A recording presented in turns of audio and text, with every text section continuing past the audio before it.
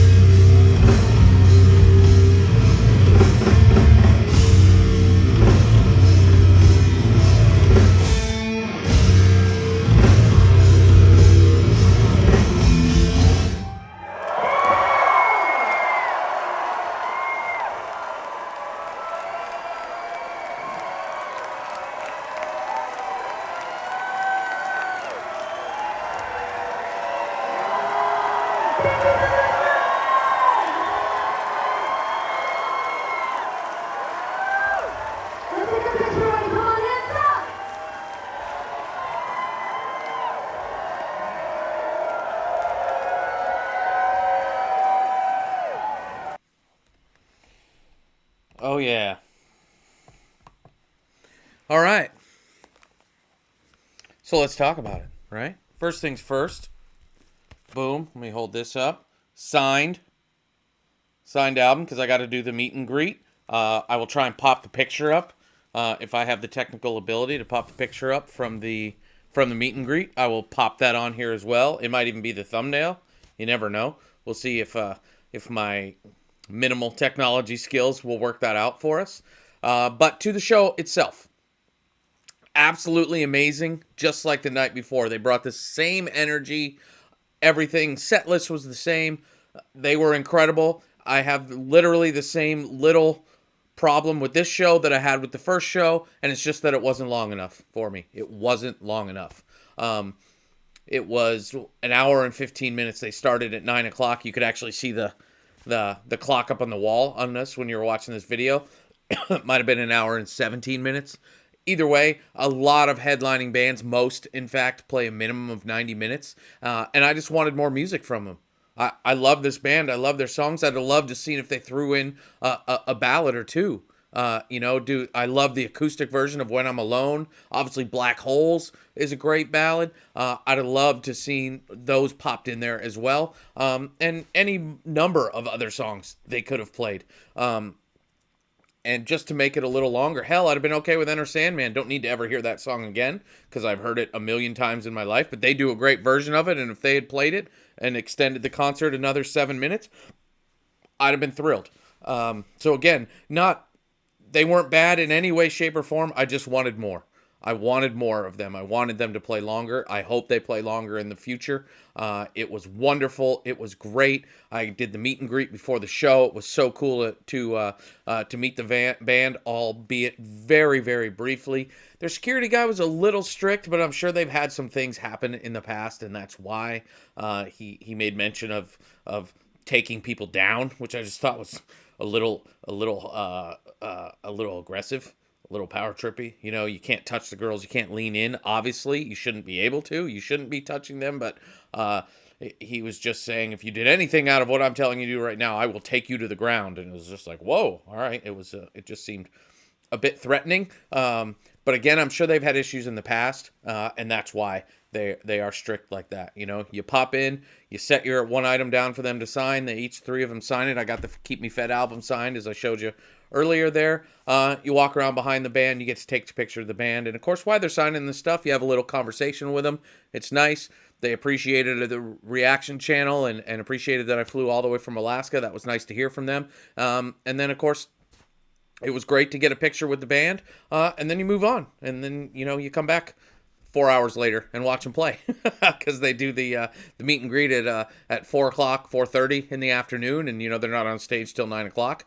But it was cool. It was lots of fun, and I didn't mention in the other video, Speed of Light band that opened for them. Great, another family band. A sister and two brothers.